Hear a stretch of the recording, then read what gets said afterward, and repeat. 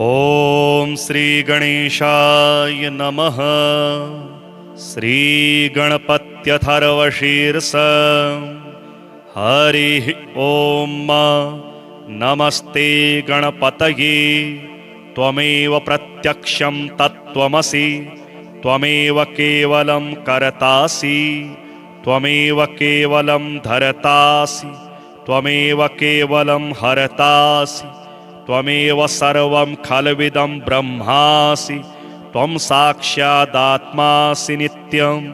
ऋतं वच्मि सत्यं वच्मि। अवत्वं माम् अववक्तारम् अवश्रोतारम् अवदातारम् अवधातारम् अवानोचानमवशिष्यम् अवपश्चात्तात् अवपुरस्तात् अवोत्तरात्तात् अवदक्षिणात्तात् अवचोर्ध्वात्तात् अवाधरात्तात् सर्वतो मां पाहि पाहि समन्तात्। त्वमवाङ्मयस्त्वं चिन्मयः त्वमानन्दमयस्त्वं ब्रह्ममयः। त्वं सच्चिदानन्दाद्वितीयोऽसि। त्वं प्रत्यक्षं ब्रह्मासि। त्वं ज्ञानमयो विज्ञानमयोऽसि। सर्वं जगदिदं त्वत्तो जायते। सर्वं जगदिदं त्वत्तस्तिष्ठति। सर्वं जगदिदं त्वयि लयमेष्यति। सर्वं जगदिदं त्वयि प्रत्येति। त्वं भूमिरापो नलो नीलो नभः। त्वं चत्वारि वाक्पदानि। त्वं गुणत्रयातीतः। त्वम् अवस्थात्रयातीतः। त्वं देहत्रयातीतः। त्वं कालत्रयातीतः। त्वं मूलाधारस्थितोऽसि नित्यं। त्वं शक्तित्रयात्मकः। त्वां योगिनो ध्यायन्ति नित्यं। त्वं ब्रह्मा त्वं विष्णुस्त्वं रुद्रस्त्वम् इन्द्रस्त्वम् अग्निस्त्वं वायुस्त्वं सूर्यस्त्वं चन्द्रमास्त्वं ब्रह्म भूर्भुवः स्वरोम। गणादिं पूर्वमुच्चार्य वर्णादिस्तदनन्तरम् अनुस्वारः परतरः अर्धेन्दुलसितं तारेण रिद्धम् एतत्तौ मनुस्वरूपं। गकारः पूर्वरूपम् अकारो मध्यमरूपम् अनुस्वारश्चान्त्यरूपम् बिन्दुरुत्तररूपं। नादः सन्धानं संहिता संधिः। सैषा गणेशविद्या गणकऋषिः। निच्चिद्गायत्री छन्दः। श्रीमहागणपतिर्देवता। ॐ गं गणपतये नमः। एकदन्ताय विद्महे वक्रतुण्डाय धीमहि तन्नो दन्तिः प्रचोदयात्। एकदन्तं चतुर्हस्तं पाशमङ्कुशधारिणं रदं च वरदं हस्तैर्बिभ्राणं मूषकध्वजं। रक्तं लम्बोदरं शूर्पकर्णकं रक्तवाससं। रक्तगन्धानुलिप्ताङ्गं रक्तपुष्पैः सुपूजितं। भक्तानुकम्पिनं देवं जगत्कारणमच्युतम्। आविर्भूतं च सृष्ट्यादौ प्रकृतेः पुरुषात् परम्। एवं ध्यायति यो नित्यं स योगी योगिनां वरः। नमो व्रातपतये नमो गणपतये नमः प्रमथपतये। नमस्तेऽस्तु लम्बोदराय एकदन्ताय विघ्नविनाशिने शिवसुताय श्रीवरदमूर्तये नमः। ऋणमुक्ति श्रीगणेशस्तोत्र। ॐ अस्य श्रीऋणविमोचनमहागणपतिस्तोत्रमन्त्रस्य शुक्राचार्य ऋषिः ऋणविमोचनमहागणपतिर्देवता। अनुष्टुप् छन्दः। ऋणविमोचनमहागणपतिप्रीत्यर्थे जपे विनियोगः।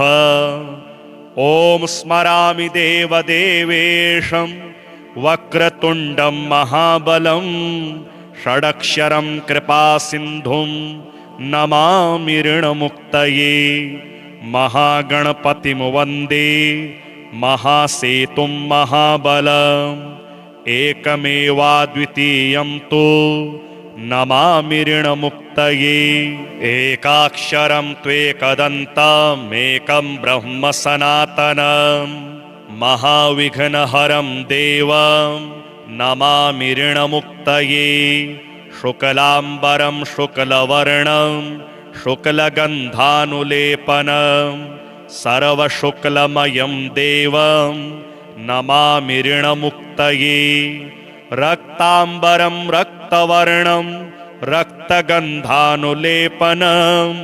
रक्तपुष्पैः पूज्यमानं नमामि ऋणमुक्तये कृष्णाम्बरं कृष्णवर्णं कृष्णगन्धानुलेपनं कृष्णयज्ञोपवीतं च नमामि ऋणमुक्तये पीताम्बरं पीतवर्णं पीतगन्धानुलेपनं पीतपुष्पैः पूज्यमानं नमामि ऋणमुक्तये सर्वात्मकं सर्ववर्णं सर्वगन्धानुलेपनं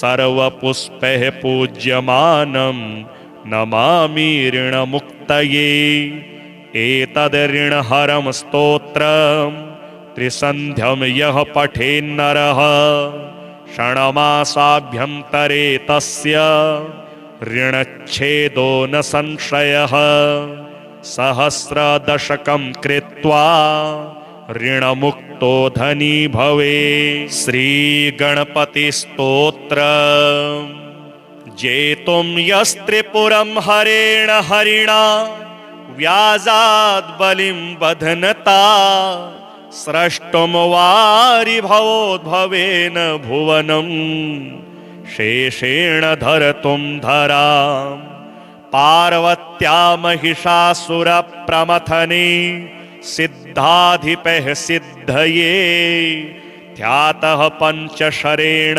विश्वजितये पायात्सनागाननः विघ्नध्वान्तनिवारणे कतरणिर्विघ्नाटवीहव्यवाड् विघ्नव्यालकुलाभिमान गरुडो विघ्नेभ पञ्चाननः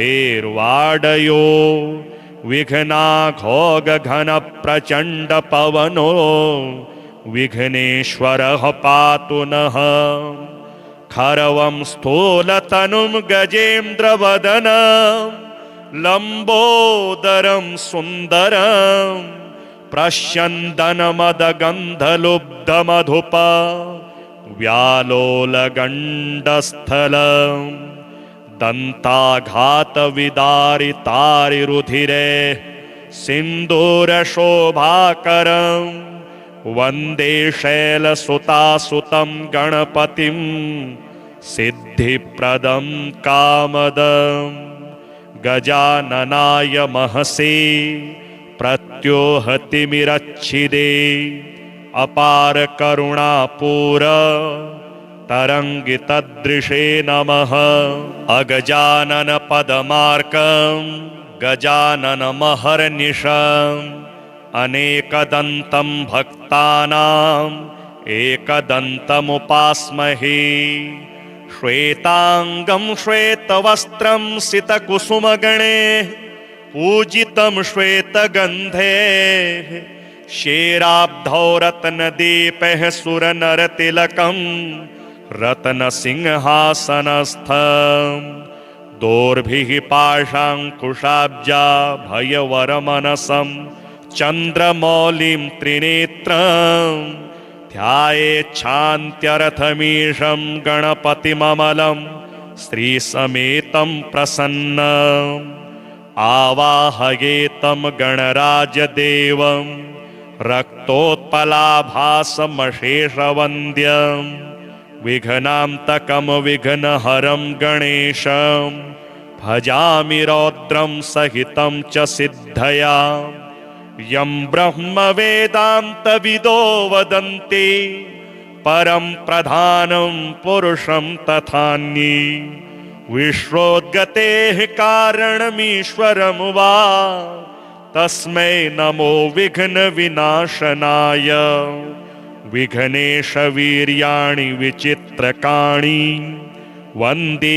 जनैर्मागधकः स्मृतानि श्रुत्वा समुत्तिष्ठ गजानन त्वं ब्राह्मे जगन्मङ्गलकं कुरुस्व गणेश हेरम्ब गजाननेति महोदरस्वानुभव प्रकाशिन् वरिष्ठ सिद्धि प्रिय बुद्धिनाथ वदन्त एवं त्यजत प्रभीति अनेक विघ्नान्तक वक्रतुण्ड स्वं संज्ञवासिश्च चतुर्भुजेति कवीश देवान्तक नाशकारिन् वदन्त एवं त्यजत प्रभीति अनंत चिद्रोपमयं गणेशं यभेद भेदादिविहीनमाद्यं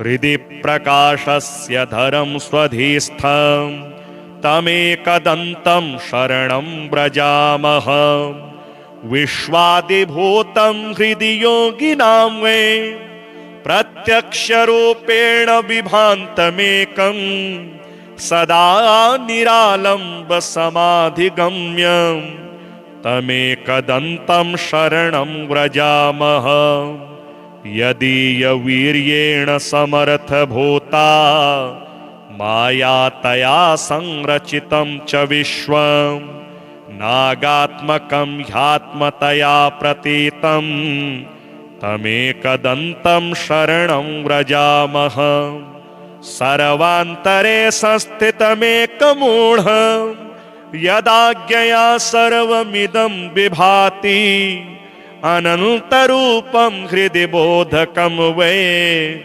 तमेकदन्तं शरणं व्रजामः यं योगिनो योगबलेन साध्यं कुर्वन्ति तं कः स्तवनेन नौतिः अतः प्रणामेन सुसिद्धिदोस्तु तमेकदन्तं शरणं व्रजामः देवेन्द्रमौलिमन्दार मकरन्द करुणारुणाः विघ्नान् हरन्तु हेरम्ब चरणाम्बुजरेणवः एकदन्तं महाकायं लम्बोदरगजाननं विघ्ननाशकरं देवं हेरम्बं प्रणमाम्यहं यदक्षरं पदं भ्रष्टं मात्राहीनं च यद् भवेत् तत्सर्वं क्षम्यतां देव प्रसीद परमेश्वर हरिः ॐ नमस्ते गणपतये त्वमेव प्रत्यक्षं तत्त्वमसि त्वमेव केवलं कर्तासि त्वमेव केवलं धर्तासि त्वमेव केवलं हर्तासि त्वमेव सर्वं खल्विदं ब्रह्मासि त्वं साक्षादात्मासि नित्यं ऋतं वच्मि सत्यं वच्मि अवत्वं माम् अववक्तारम् अवश्रोतारम्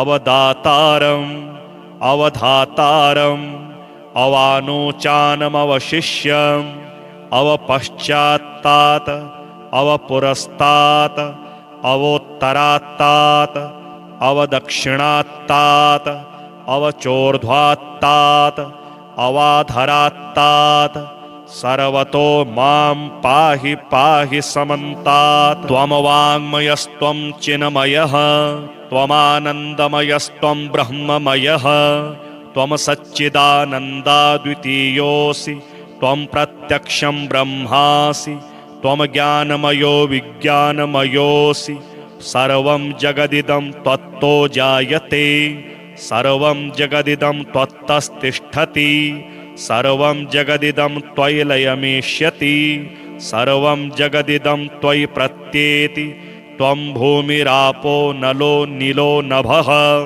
त्वं चत्वारि वाक्पदानि त्वं गुणत्रयातीतः त्वम् अवस्थात्रयातीतः त्वं देहत्रयातीतः त्वं कालत्रयातीतः त्वं मूलाधारस्थितोऽसि नित्यं त्वं शक्तित्रयात्मकः त्वां योगिनो ध्यायन्ति नित्यं त्वं ब्रह्मा त्वं विष्णुस्त्वं रुद्रस्त्वम् इन्द्रस्त्वम् अग्निस्त्वं वायुस्त्वं सूर्यस्त्वं चन्द्रमास्त्वं ब्रह्म भूर्भुवः स्वरोम गणादिं पूर्वमुच्चार्य वर्णादिस्तदनन्तरम् अनुस्वारः परतरः अर्धेन्दुलसितं तारेण रिद्धम् एतत्तवमनुस्वरूपं गकारः पूर्वरूपम् अकारो मध्यमरूपम्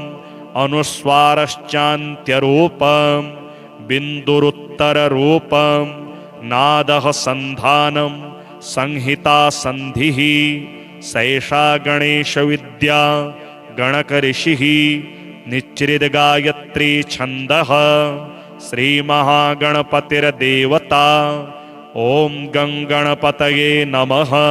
एकदन्ताय विद्महे वक्रतुण्डाय धीमहि तन्नो दन्तिः प्रचोदयात्।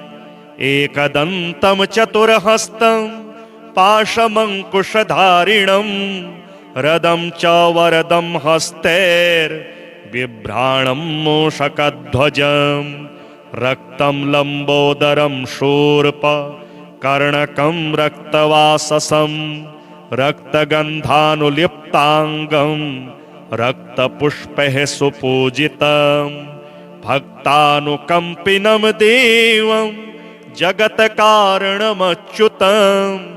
आविर्भूतं च सृष्ट्यादौ प्रकृतेः पुरुषात् परम् एवं ध्यायति यो नित्यं स योगी योगिनां वरः।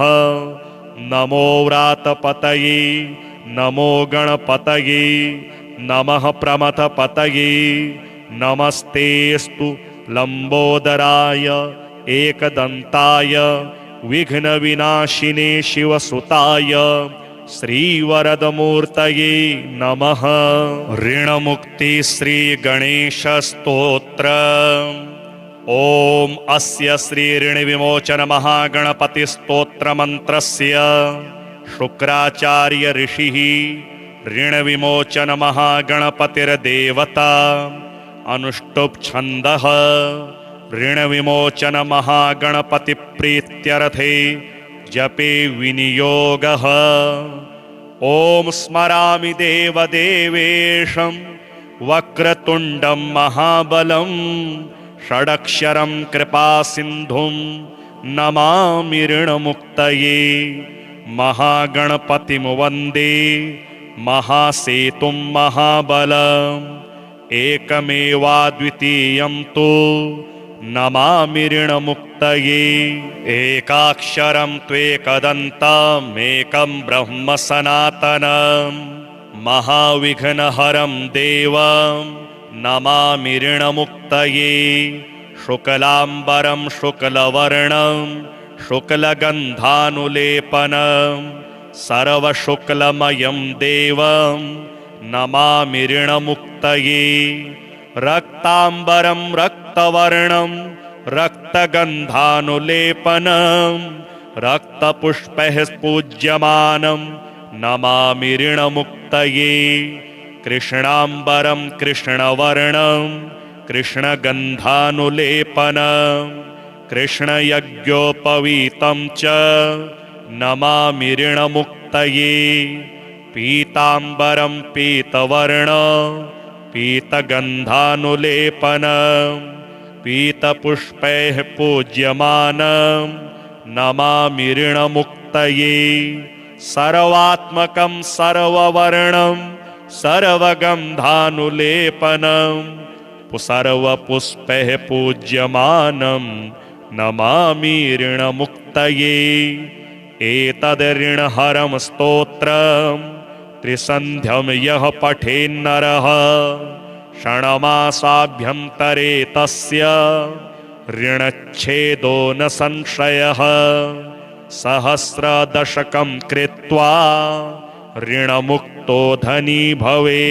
श्रीगणपतिस्तोत्र जेतुं यस्त्रिपुरं हरेण हरिणा व्याजाद् बलिं बध्नता स्रष्टुं वारिभवोद्भवेन भुवनं शेषेण धर्तुं धरां पार्वत्या महिषासुरप्रमथने सिद्धाधिपः सिद्धये ध्यातः पञ्चशरेण विश्वजितये पायात्सनागाननः विघ्नध्वान्तनिवारणैकतरणिर्विघ्नाटवी हव्यवान् विघ्नव्यालकुलाभिमान गरुडो विघ्नेभ पञ्चाननः विघ्नोत्तुङ्गगिरिप्रभेदनपविर् विघ्नाम्बुधेर्वाडयो विघ्नाघोगघनप्रचण्डपवनो विघ्नेश्वरः पातु नः। खरवं स्थूलतनुं गजेन्द्रवदनं लम्बोदरं सुन्दरं प्रस्यन्दनमदगन्धलुब्धमधुप व्यालोलगण्डस्थलं दन्ताघातविदारितारिरुधिरे सिन्दूरशोभाकरं वन्दे शैलसुतासुतं गणपतिं सिद्धिप्रदं कामदं गजाननाय महसे प्रत्योहतिमिरच्छिदे अपार करुणापूर तरङ्गितदृशे नमः। अगजानन पदमार्कं गजाननमहर्निशम् अनेकदन्तं भक्तानाम् एकदन्तमुपास्महे श्वेताङ्गं श्वेतवस्त्रं सितकुसुमगणे पूजितं श्वेतगन्धे शेराब्धौ रत्नदीपः सुरनरतिलकं रत्नसिंहासनस्थं दोर्भिः पाशाङ्कुशाब्जा भयवरमनसं चन्द्रमौलिं त्रिनेत्रं ध्यायेच्छान्त्यरथमीशं गणपतिममलं श्रीसमेतं प्रसन्नम् आवाहयेतं गणराजदेवं रक्तोत्पलाभासमशेषवन्द्यं विघ्नान्तकं विघ्नहरं गणेशं भजामि रौद्रं सहितं च सिद्धया यं ब्रह्मवेदान्तविदो वदन्ति परं प्रधानं पुरुषं तथान्ये विश्वोद्गतेः कारणमीश्वरं वा तस्मै नमो विघ्नविनाशनाय विघ्नेशवीर्याणि विचित्रकाणि वन्दे जनैर्मागधकः स्मृतानि श्रुत्वा समुत्तिष्ठ गजानन त्वं ब्राह्मे जगन्मङ्गलकं कुरुस्व गणेश हेरम्ब गजाननेति महोदर स्वानुभव प्रकाशिन् वरिष्ठ सिद्धि प्रिय बुद्धिनाथ वदन्त एवं त्यजत प्रभीति अनेक विघ्नान्तक वक्रतुण्ड स्वं संज्ञवासिश्च चतुर्भुजेति कवीश देवान्तक नाशकारिन् वदन्त एवं त्यजत प्रभीति अनंत चिद्रोपमयं गणेशं यभेद भेदादिविहीनमाद्यं हृदि प्रकाशस्य धरं स्वधिस्थं तमेकदन्तं शरणं व्रजामः विश्वादिभूतं हृदि योगिनां वै प्रत्यक्षरूपेण विभान्तमेकं सदा निरालम्ब समाधिगम्यं तमेकदन्तं शरणं व्रजामः। यदीयवीर्येण समर्थभूता मायातया संरचितं च विश्वं नागात्मकं ह्यात्मतया प्रतीतं तमेकदन्तं शरणं व्रजामः। सर्वान्तरे संस्थितमेकमूढं यदाज्ञया सर्वमिदं विभाति अनन्तरूपं हृदि बोधकं वै तमेकदन्तं शरणं व्रजामः। यं योगिनो योगबलेन साध्यं कुर्वन्ति तं कः स्तवनेन नौतिः। अतः प्रणामेन सुसिद्धिदोस्तु तमेकदन्तं शरणं व्रजामः। देवेन्द्रमौलिमन्दार मकरन्दकरुणारुणाः विघ्नान् हरन्तु हेरम्ब चरणाम्बुजरेणवः। एकदन्तं महाकायं लम्बोदरगजाननं विघ्ननाशकरं देवं हेरम्बं प्रणमाम्यहम्। यदक्षरं पदं भ्रष्टं मात्राहीनं च यद् भवेत् तत्सर्वं क्षम्यतां देव प्रसीद परमेश्वर। हरिः ॐ नमस्ते गणपतये। त्वमेव प्रत्यक्षं तत्त्वमसि त्वमेव केवलं कर्तासि त्वमेव केवलं धर्तासि त्वमेव केवलं हर्तासि त्वमेव सर्वं खल्विदं ब्रह्मासि। त्वं साक्षादात्मासि नित्यं ऋतं वच्मि सत्यं वच्मि। अवत्वं माम् अववक्तारम् अवश्रोतारम् अवदातारम् अवधातारम् अवानोचानमवशिष्यम् अवपश्चात्तात् अवपुरस्तात् अवोत्तरात्तात् अवदक्षिणात्तात् अवचोर्ध्वात्तात् अवाधरात्तात् सर्वतो मां पाहि पाहि समन्तात्। त्वमवाङ्मयस्त्वं चिन्मयः त्वमानन्दमयस्त्वं ब्रह्ममयः त्वं सच्चिदानन्दाद्वितीयोऽसि त्वं प्रत्यक्षं ब्रह्मासि त्वं ज्ञानमयो विज्ञानमयोऽसि। सर्वं जगदिदं त्वत्तो जायते सर्वं जगदिदं त्वत्तस्तिष्ठति सर्वं जगदिदं त्वयि लयमेष्यति सर्वं जगदिदं त्वयि प्रत्येति। त्वं भूमिरापो नलो नीलो नभः त्वं चत्वारि वाक्पदानि त्वं गुणत्रयातीतः त्वम् अवस्थात्रयातीतः त्वं देहत्रयातीतः त्वं कालत्रयातीतः त्वं मूलाधारस्थितोऽसि नित्यं त्वं शक्तित्रयात्मकः त्वां योगिनो ध्यायन्ति नित्यं।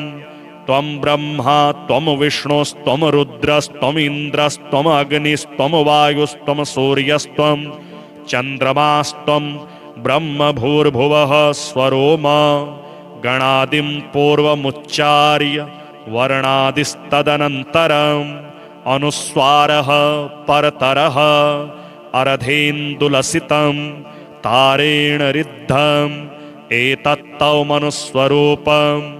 गकारः पूर्वरूपम् अकारो मध्यमरूपम् अनुस्वारश्चान्त्यरूपम् बिन्दुरुत्तररूपम् नादः सन्धानं संहिता सन्धिः। सैषा गणेशविद्या गणकऋषिः निच्चिद्गायत्री छन्दः। श्रीमहागणपतिर्देवता ॐ गङ्गणपतये नमः। एकदन्ताय विद्महे वक्रतुण्डाय धीमहि तन्नो दन्तिः प्रचोदयात्।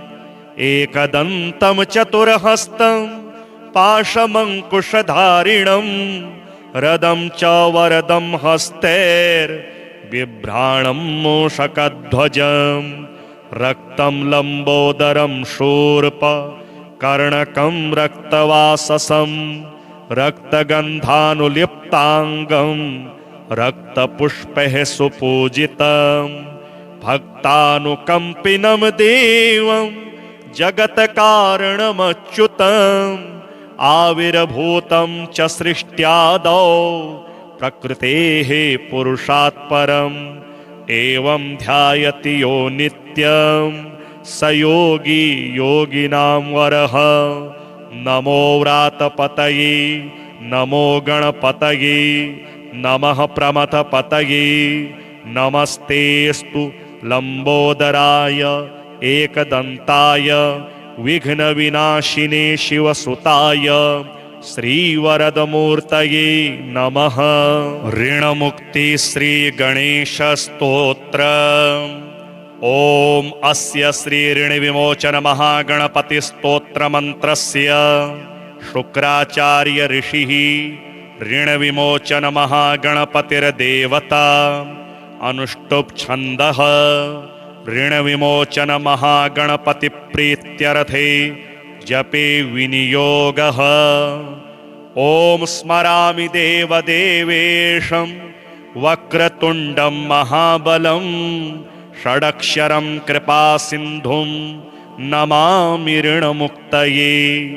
महागणपतिं वन्दे महासेतुं महाबलम् एकमेवाद्वितीयं तु नमामि ऋणमुक्तये। एकाक्षरं त्वेकदन्तमेकं ब्रह्म सनातनं महाविघ्नहरं देवं नमामि ऋणमुक्तये। शुक्लाम्बरं शुक्लवर्णं शुक्लगन्धानुलेपनं सर्वशुक्लमयं देवं नमामि ऋणमुक्तये। रक्ताम्बरं रक्तवर्णं रक्तगन्धानुलेपनं रक्तपुष्पैः पूज्यमानं नमामि ऋणमुक्तये। कृष्णाम्बरं कृष्णवर्णं कृष्णगन्धानुलेपनं कृष्णयज्ञोपवीतं च नमामि ऋणमुक्तये। पीताम्बरं पीतवर्णं पीतगन्धानुलेपनं पीतपुष्पैः पूज्यमानं नमामि ऋणमुक्तये। सर्वात्मकं सर्ववर्णं सर्वगन्धानुलेपनं सर्वपुष्पैः पूज्यमानं नमामि ऋणमुक्तये। एतद् स्तोत्रं त्रिसन्ध्यं यः पठेन्नरः षण्मासाभ्यन्तरे तस्य ऋणच्छेदो न संशयः। सहस्रदशकं कृत्वा ऋणमुक्तो धनी भवे। श्रीगणपतिस्तोत्र। जेतुं यस्त्रिपुरं हरेण हरिणा व्याजाद् बलिं बध्नता स्रष्टुं वारि भवोद्भवेन भुवनं शेषेण धर्तुं धरां पार्वत्या महिषासुरप्रमथने सिद्धाधिपैः सिद्धये ध्यातः पञ्चशरेण विश्वजितये पायात्सनागाननः विघ्नाटवीहव्यवाड् विघ्नव्यालकुलाभिमान गरुडो विघ्नेभ पञ्चाननः विघ्नोत्तुङ्गगिरिप्रभेदन पविर विघ्नाम्बुधेर्वाडयो विघ्नाघोगघनप्रचण्डपवनो विघ्नेश्वरः पातु नः। खरवं स्थूलतनुं गजेन्द्रवदनं लम्बोदरं सुन्दरं प्रस्यन्दनमदगन्धलुब्धमधुप व्यालोलगण्डस्थलं दन्ताघातविदारितारिरुधिरे सिन्दूरशोभाकरं वन्दे शैलसुतासुतं गणपतिं सिद्धिप्रदं कामदं गजाननाय महसे प्रत्योहतिमिरच्छिदे अपार करुणापूर तरंगितदृशे नमः। अगजानन पदमार्कं गजानन महर्निशम् अनेकदन्तं भक्तानाम् एकदन्तमुपास्महे। श्वेतांगं श्वेतवस्त्रं सितकुसुमगणे पूजितं श्वेतगन्धे शेराब्धौ रत्नदीपैः सुरनरतिलकं रत्नसिंहासनस्थं दोर्भिः पाशाङ्कुशाब्जा भयवरमनसं चन्द्रमौलिं त्रिनेत्रं ध्यायेच्छान्त्यरथमीशं गणपतिममलं श्रीसमेतं प्रसन्नम् आवाहयेतं गणराजदेवं रक्तोत्पलाभासमशेषवन्द्यं विघ्नान्तकं विघ्नहरं गणेशं भजामि रौद्रं सहितं च सिद्धया। यं ब्रह्मवेदान्तविदो वदन्ति परं प्रधानं पुरुषं तथान्ये विश्वोद्गतेः कारणमीश्वरं वा तस्मै नमो विघ्नविनाशनाय। विघ्नेशवीर्याणि विचित्रकाणि वन्दे जनैर्मागधकैः स्मृतानि श्रुत्वा समुत्तिष्ठ गजानन त्वं ब्राह्मे जगन्मङ्गलकं कुरुस्व। गणेश हेरम्ब गजाननेति महोदर स्वानुभव प्रकाशिन् वरिष्ठ सिद्धि प्रिय बुद्धिनाथ वदन्त एवं त्यजत प्रभीति। अनेक विघ्नान्तक वक्रतुण्ड स्वं संज्ञवासिश्च चतुर्भुजेति कवीश देवान्तकनाशकारिन् वदन्त एवं त्यजत प्रभीति। अनन्तचिद्रोपमयं गणेशं यभेदभेदादिविहीनमाद्यं हृदि प्रकाशस्य धरं स्वधीस्थं तमेकदन्तं शरणं व्रजामः। विश्वादिभूतं हृदि योगिनां वै प्रत्यक्षरूपेण विभान्तमेकं सदा निरालम्ब समाधिगम्यं तमेकदन्तं शरणं व्रजामः। यदीयवीर्येण समर्थभूता मायातया संरचितं च विश्वं नागात्मकं ह्यात्मतया प्रतीतं तमेकदन्तं शरणं व्रजामः। सर्वान्तरे संस्थितमेकमूढं यदाज्ञया सर्वमिदं विभाति अनन्तरूपं हृदि बोधकं वै तमेकदन्तं शरणं व्रजामः। यं योगिनो योगबलेन साध्यं कुर्वन्ति तं कः स्तवनेन नौतिः। अतः प्रणामेन सुसिद्धिदोस्तु तमेकदन्तं शरणं व्रजामः। देवेन्द्रमौलिमन्दार मकरन्दकरुणारुणाः विघ्नान् हरन्तु हेरम्ब चरणाम्बुजरेणवः। एकदन्तं महाकायं लम्बोदर गजाननं विघ्ननाशकरं देव हेरम्बं प्रणमाम्यहम् यदक्षरं पदं भ्रष्टं मात्राहीनं च यद् भवेत् तत्सर्वं क्षम्यतां देव प्रसीद परमेश्वर।